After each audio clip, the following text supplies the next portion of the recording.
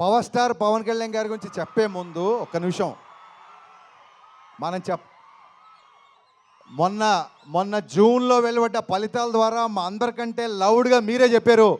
కళ్యాణ్ గారు ఏంటో మీరు చెప్పారు, మేం కాదు. సో మీ అందరికీ థ్యాంక్ యూ, మీ అందరికీ థ్యాంక్ యూ. నేను చాలాసార్లు చెప్పాను. ఇందాక సుమగారు చెప్పారు. సుమగారు యాక్చువల్గా నా డైలాగ్ ఒకటి లాక్కున్నారు. సుమగారు చాలా మంచి మాట మాట్లాడారు. మిస్టర్ బచ్చన్కి క్యాప్షన్ ఫస్ట్ నామ్తో సునహాగా అనుకున్నాం, ఆ టైటిల్ పెట్టింది మాస్ మహారాజ్. అండ్ అంతేకాదు మిరపకాయ టైటిల్ కూడా ఆయనే పెట్టారు. సో సెంటిమెంట్గా వర్కౌట్ అయిపోయిందని చెప్పి నేను కూడా మిస్టర్ బచ్చన్కి ఏం మాట్లాడలేదు. సో జీవితాన్ని ఇచ్చి, సినిమాలు ఇచ్చి, ఆఖరికి టైటిల్స్ కూడా ఇచ్చి, ఇంకేం ఇవ్వాలనుకుంటున్నావు అని ఇచ్చాయి. నేను చాలాసార్లు చెప్పాను, ఎప్పుడన్నా సరే లైఫ్లో ఎప్పుడు ఏ ప్రాబ్లంలో ఉన్నా అది ఒక మిస్టర్ బచ్చన్ క్యాప్షన్ కాదు, ఓన్లీ హోప్ అనేది మిస్టర్ బచ్చన్ క్యాప్షన్ కాదు, అది హరీష్ శంకర్ జీవితానికి సంబంధించిన caption. My only hope is my mass Maharaj, my Raviteja. నేను చాలాసార్లు చెప్పాను. సుమగారు అన్నట్టు రోజు పిలుస్తాం కదా, చాలాసార్లు పిలిచాం కదా. అరే నేను ట్విట్టర్లో బ్లాక్ చేసేస్తాను రా, వరుస్తున్నాను ఎక్కువ, నీ ఐడి కూడా తెలుసు నాకు, విను. రోజు పిలిచినా సరే, అమ్మని పిలిచినా, నాన్నని పిలిచినా, అలాగే అన్నయ్యని అన్న అని పిలిచినా, ఎలా అయితే క్లీషేగా ఉండదో అలాగా నేను జీవితంలో ఈ స్టేజ్కి వచ్చినా, ఇవాళ ఈ స్టేజ్ మీద నిలబడ్డా అన్నిటికీ కారణం నా మాస్ మహారాజ్ రవితేజ. ఎవరైనా ఒక్కసారి జన్మనిస్తారు, తల్లి కూడా ఒకేసారి జన్మనిస్తుంది. కానీ నాకు డైరెక్టర్గా షాక్ ద్వారా జన్మ, ఆ తర్వాత మిరపకాయ ద్వారా పునర్జన్మ, ఈ రెండు ఇచ్చింది మాస్ మహారాజ్. నేను చాలా రోజుల తర్వాత, సంవత్సరాల తర్వాత ఆయనతో సినిమా చేసినప్పుడు నేను మట్టుకు ఒకటి గమనించాను. ఎక్కడా లేని ఒక ప్రశాంతత వచ్చింది. ఆయన పెద్దగా గుళ్ళకి వెళ్ళడు, పెద్దగా పూజలు చేయడు. శ్రేయస్సీను నువ్వే పంపావా టీఆర్పీ కోసం కాదు కదా. Very very very hard working girl. First సినిమాకే పోగడకండి, ఇప్పటికే చాలా దిష్టి ఉంది. मैं ज़्यादा कॉम्प्लीमेंट नहीं दे रहा हूँ क्योंकि नज़र ना लगे, पहली फिल्म है. So she's very very hard working girl and she's going to places. I can say one thing, she's the most hard working heroine I've ever worked.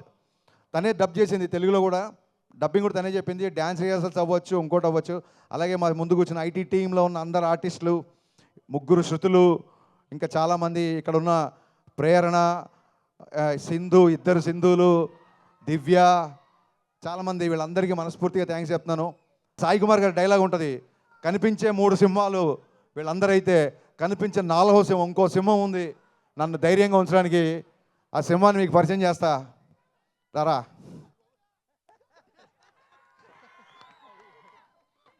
ఇతను బయటికి మేకప్ సీను, ఇండస్ట్రీకి తెలిసినంత వరకు మేకప్ చీఫ్ సీను అని పడుతుంది. కానీ ఇతను రవితేజ గారి మేనేజరు, రవితేజ గారి పర్సనల్, రవితేజ గారి ఫ్రెండు, రవితేజ గారి సన్నిహితుడు, రవితేజ గారి అకౌంటెంటు. ఒకటి కాదు, ఆల్రౌండర్ ఇతను. రవితేజ గారి దగ్గర ఎవరైనా ఆల్రౌండర్ ఉన్నారంటే అది మేకప్ సీను.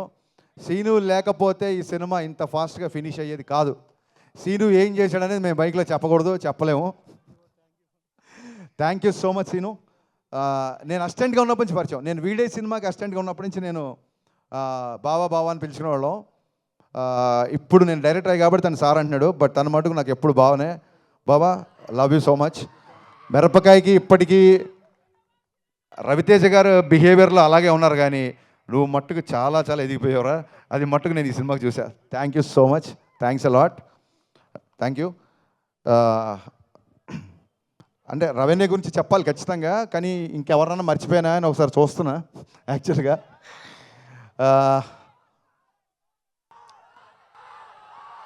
పాత్రికేయుల గురించి మాట్లాడకపోతే నాకు నిద్రపట్టదు, వాళ్ళకి నిద్రపట్టదు.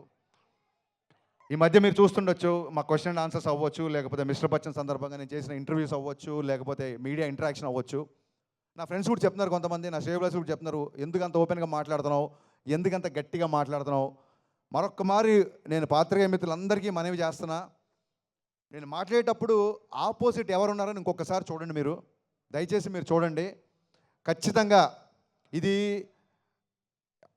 చాలామంది వాళ్ళకి ఏదో కౌంటర్ వేసావు, ఇక్కడ ఏదో పని చేసావు, లేదా ఇక్కడ ఏదో ఒక ఆన్సర్ బాగా చెప్పావు అని చాలామంది చెప్తుంటే మనస్ఫూర్తిగా ఈ స్టేజ్ నుంచి చెప్తాను, నేను వాటిని ఎంజాయ్ చేయట్లేదు. ఎందుకంటే ప్రతిసారి చెప్పినట్టు మీరు వేరు నేను వేరు కాదు. వాటిని ఎంజాయ్ చేయట్లేదు. అవే పంచులు, అవే డైలాగులు, అవే కౌంటర్లు. నాకు సినిమాలు రాస్తే బోలే డబ్బులు ఇస్తున్నారు. సో నేను నా మాటకారితనం చూపించడానికో నేను ఏదో వాక్చాతుర్యం చూపించడానికో నేను అలా మాట్లాడలేదండి. కేవలం ఆత్మవిశ్వాసం. సినిమాల గురించి రేపు పొద్దున రివ్యూ చెప్తున్నా కాబట్టి మళ్ళీ నేను మేము బుజ్జగిస్తున్నాను అనుకోవద్దు. రివ్యూలు మీరు ఏదన్నా రాసుకోవచ్చు, మీకు నచ్చిన రేటింగ్ ఇచ్చుకోవచ్చు. దాని విషయంలో అసలు ఎప్పుడూ ప్రాబ్లం లేదండి.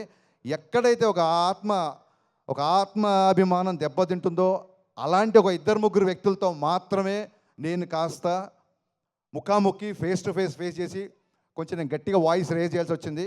ఈ విషయం పాత్రికేయ మిత్రులందరికీ తెలుసు. బట్ ఈ సభా వేదికగా మళ్ళీ ఒకసారి చెప్తున్నా, సీరియస్గా చెప్తున్నాను. దిస్ ఈజ్ పంచులు వేయడానికైతే నేను మీతో మాట్లాడలేదు. బికాస్ చాలా రోజుల తర్వాత నా సినిమా రిలీజ్ అవుతుంది. This is time for gratitude and not for attitude. వద్దనుకుంటే పంచ్ వస్తుంది, ఇదే ప్రాబ్లం. నిజంగా ఇది పని చేయాలనుకోవాలి, అలా వచ్చింది. సో మరొక్కసారి పాత్రికేయ మిత్రులందరికీ నేను చెప్పిన విషయం అర్థమవుతుంది అనుకుంటున్నాను, ఆశిస్తున్నాను. Thank you so much. ఇప్పటివరకు మా సినిమా సపోర్ట్ చేసిన అందరికీ